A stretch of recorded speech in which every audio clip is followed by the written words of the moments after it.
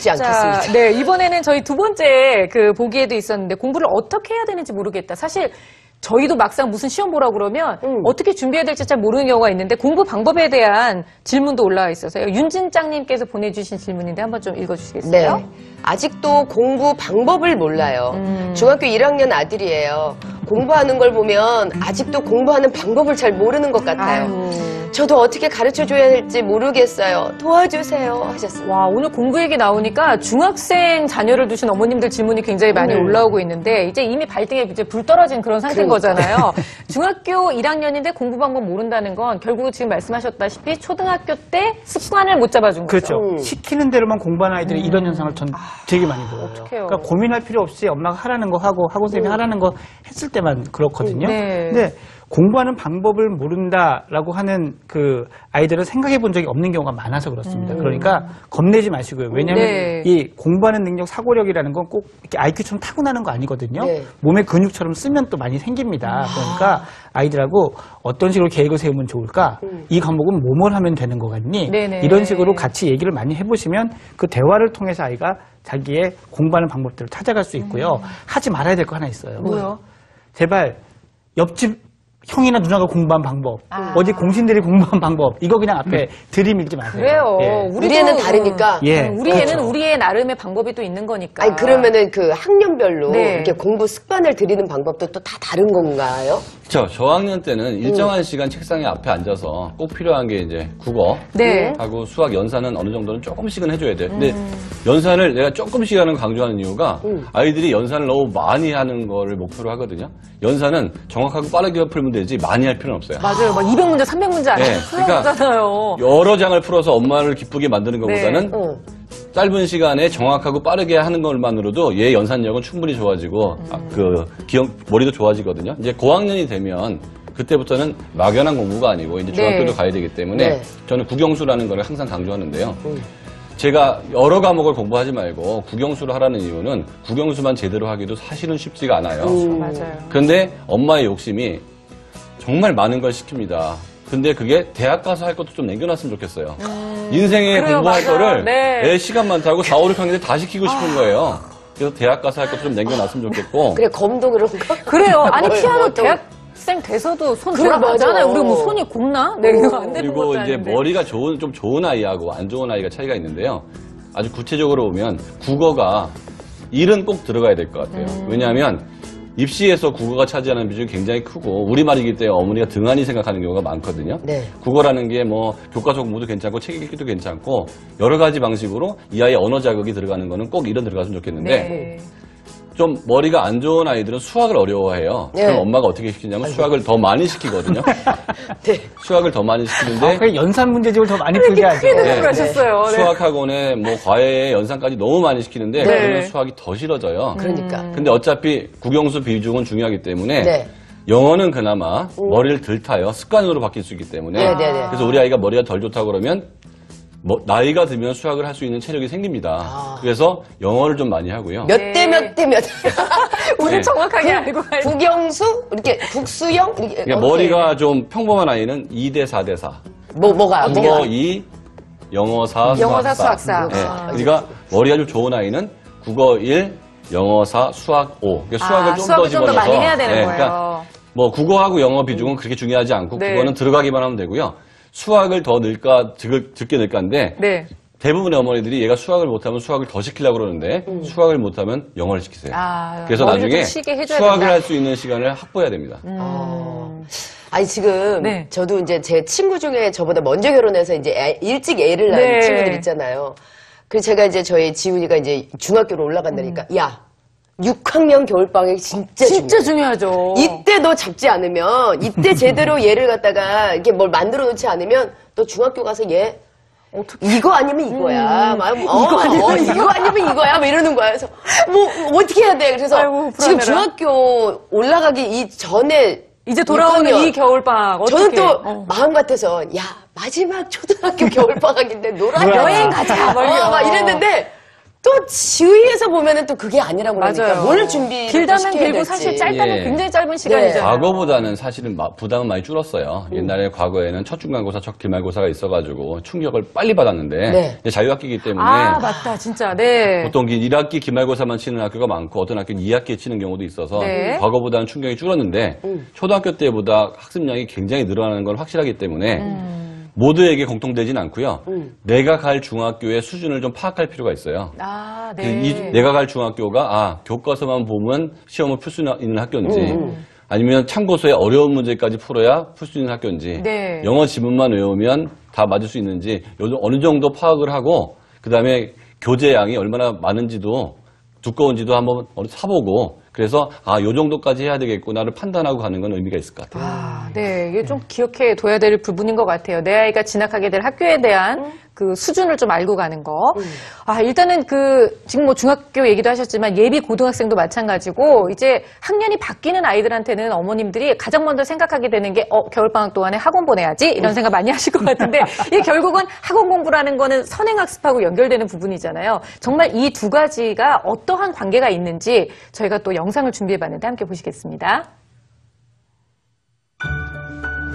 전국 9개 지역 15개 초등학교 5, 6학년 아이들에게 물었습니다. 나는 사교육을 받는다? 그렇다고 대답한 아이들이 무려 90.1%. 그럼 아이들이 사교육을 받는 이유는 뭘까요?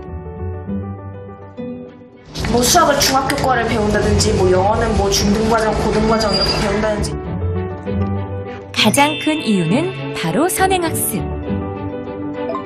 2015년 한국교육개발원에서 조사한 자료에 따르면 초등학생들의 54%가 영어를, 61%가 수학을 선행학습하는 것으로 나타났습니다. 그럼 선행학습, 투자한 돈과 시간만큼 효과가 있을까요? 그러게요. 우리가 투자를 했는데 6학년 시간도 드리고 아이들을 돈도 대상으로 드리고 수학 시험을 있을 봤습니다. 거라고 기대하죠, 우리도. 네. 당연하죠. 6학년 수학의 기본 개념만 제대로 이해했다면 평균 70점은 받을 수 있는 문제들인데요. 야, 기대되네요. 시험에 참여한 22명 중 17명은 6개월에서 1년 정도 수학 선행학습을 하고 있습니다. 심지어 고등과정도 아이가 그런데 있어요. 채점 결과는 결과는 평균 57점. 어머. 70점을 넘은 아이는 겨우 5명. 50점 이하도 12명이나 됐습니다. 아니 그러면 우리는 도대체 뭘 한 거예요 지금까지? 선행학습을 하고 있지만 꼼수고, 오히려 꼼수고. 제 학년에 알아야 할 기본 개념은 제일 해서는 안 되는 게 모르고 남들이 있는 한번 겁니다. 따라하는 거예요. 그래. 그래서 아이들은 공부를 이렇게 말합니다. 자, 뭐라고 할까요? 내게 공부는 핵폭탄이다. 내가 놀고 싶은 걸 다 없애버리니까. 정말 창의적이에요. 어머, 지옥이래. 매일 공부하라고 하는 게 협박 같아서. 핵폭탄이다. 지옥이다. 협박이다. 아유. 스트레스다. 풀리지 않는 과제다. 엄마의 기대다. 즐거움이다 남들에게 이런 건가요? 뒤처지지 않기 위해 또는 막연한 불안감으로 내 아이의 공부를 망치고 있는 건 아닌지 생각해 봐야 되지 않을까요?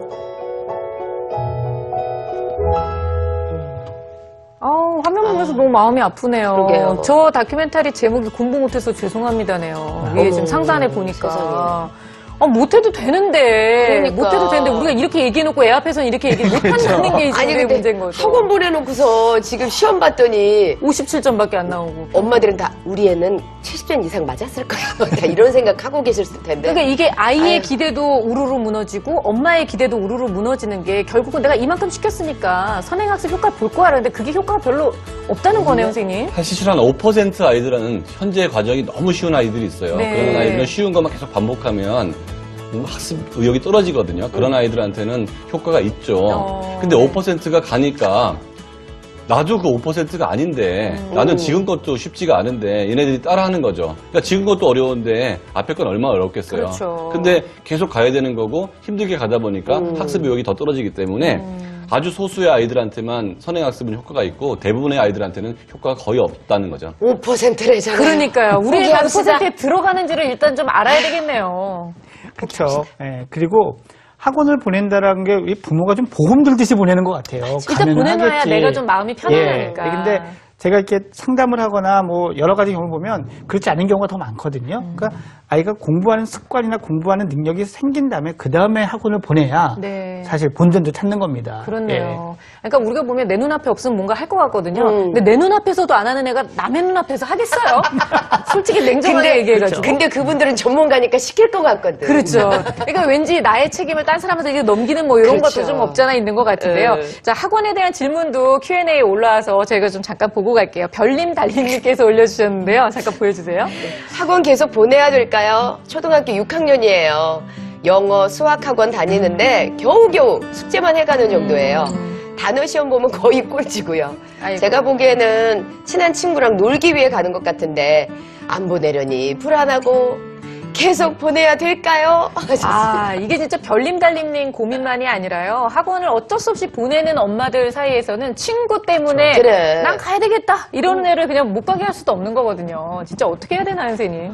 저는 과감히 끊어야 된다고 생각을 합니다. 왜냐면요, 아이들도 이런 심리가 있죠. 내가 학원 다니니까 공부가 되겠지, 성적이 오르겠지라고 생각하는 게 있거든요. 내가 뭔가를 하고 있구나. 예. 그래서 공부는 학원에서 시켜주는 게 아니라 내가 하는 거다라는 개념이 확실해지기 전까지는 지금 별림달님의 아이 같은 모습이 보인다면 과감하게 끊으셨으면 좋겠어요. 네. 학원을 많이 다니면 공부를 못하게 될 수밖에 없어요. 예를 들어서 애가 숙제할 시간이 없다. 그럼 학원이 너무 많은 거예요. 각 학원은 내 과목을 잘하게 하기 위해서 과도하게 숙제를 내는 경우가 많기 때문에 네. 학원 숫자가 많으면 그만큼 숙제도 굉장히 많이 늘어나거든요. 그래서 꼭 필요한 것만 보내야 되고 아이의 능력하고 목표에 맞는 학원만 보내고 그렇지 않은 경우는 안 보내는 게 좋고 또 하나는 일정한 기간을 다녔는데도 이 효과가 없는 경우 있잖아요. 그런 경우에는 바른 듯이 바로 끊어야 돼요. 본전 생각하지 말고. 네. 반드시. 우리는 본전 생각하거든요. 그렇지만 과감하게 잘라낼 건 잘라내야 된다는 거. 자, 저희가 아까 전에 투표 진행을 해봤는데요. 결과가 어떻게 나왔는지 지금 바로 확인하겠습니다.